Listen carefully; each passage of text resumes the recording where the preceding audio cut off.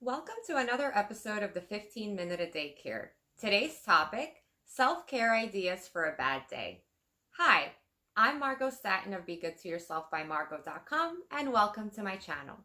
Here I teach you simple strategies to improve your quality of life. If you're new here, wonderful to have you. If you enjoy my content, don't forget to hit the subscribe button. Let's jump into today's topic. So specifically, we're going to cover 8 strategies to improve your bad day. So self-care is one of these things that's important. It's something that we all do daily, and unfortunately, we don't do enough of it. But specifically on those really bad days, what are you doing to decrease your anxiety? What are you doing to improve your stress levels? There has to be sort of tactics and strategies and systems in place that you self-care and improve your mood. So number one, and this is typically when I'm having a really bad day, when I'm super stressed, number one, this is what I do, and that is dance. I know how silly that might sound. We're adults. So, a lot of us don't think of sort of dancing to uplift our moods on those really bad days, but it's important. Dancing, getting crazy. I have a 6-year-old daughter, so me and her kind of just put on 80s pop radio and we wild out and we get nutty, and it makes me smile and it makes me laugh, and it automatically kind of alleviates a lot of the stressors that I experienced that day or maybe in the past week. Number 2, for really crappy days, you can write in a journal. Getting your thoughts out. Oftentimes we bottle everything inside. We don't share with anybody. We kind of just, stress builds and builds. You might have had a really bad day at work, or your colleague or your boss, somebody pissed you off, and you're internalizing everything. It needs somewhere to go, right? You can't just keep bottling things up inside of you, because eventually you're going to burn out, you're going to blow up. Writing in a journal, getting your thoughts out there kind of is very cathartic, and it automatically makes you feel better. Number 3, which is my favorite, if you watched any of my videos, you'll know that I am a firm believer in affirmations. I think reading positive messages to uplift your mood is fantastic. A new tactic that I actually implemented recently is I have my favorite affirmations as a screensaver on my phone. Again, this is not time consuming. It doesn't cost you anything. It's very simple to incorporate into your daily routine, but having words of wisdom, having words that uplift you, that motivate you, that improve your self-esteem, that improve your self-confidence, are fantastic. And you take out your phone several times a day, right? Oh, sometimes 100 times a day. So really, especially on those bad days, guys, you all need it. And you literally spend maybe 5 minutes of your day. You find affirmations that you love and that resonate with you, right? It's not about someone else. They need to be important and make you happy. And you just look on your phone and there they are. Same thing, you can cruise Pinterest.com. You can write them down and have them posted on a board somewhere. I had an office mate that actually had affirmations posted all over her cubicle. So whatever works for you, but reading affirmations, especially on really bad days, is a good way to uplift you. Number 4,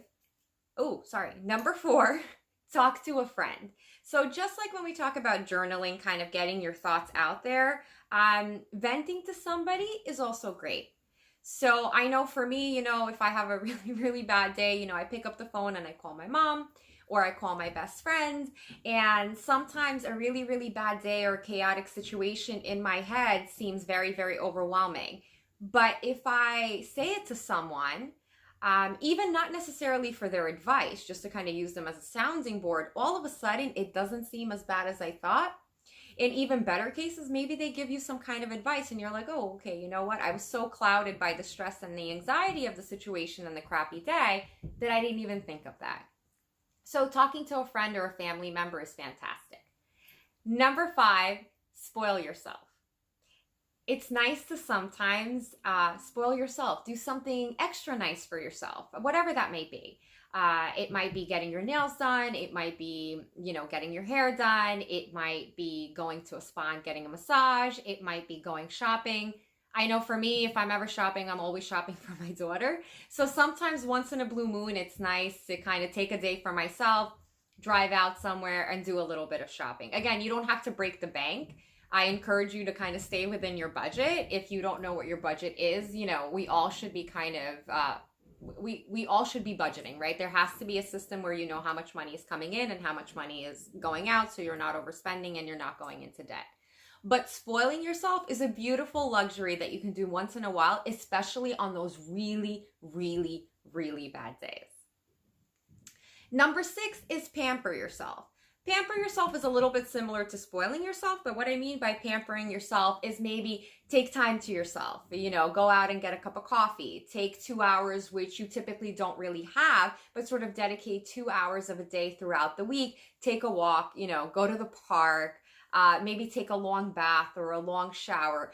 Do something for you that's just for you. It can even be taking half an hour to, read a book.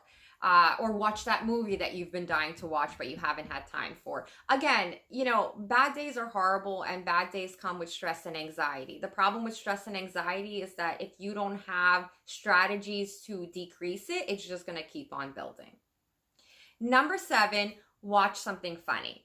Humor is fantastic. So on those really bad days, the last thing you want to do is laugh. Unless it's a nervous laughter. But watching something funny, it could be stand-up comedy, it could be, a movie that you love that's hilarious. You can even read something funny.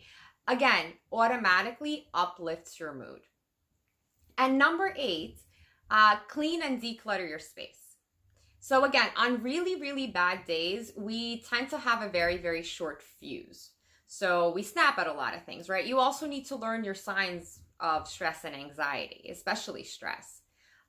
So you tend to become overwhelmed by stimulus and by things that are around you. And, something as simple as not being able to find your other shoe when you're about to leave the house, all of a sudden you're flipping out.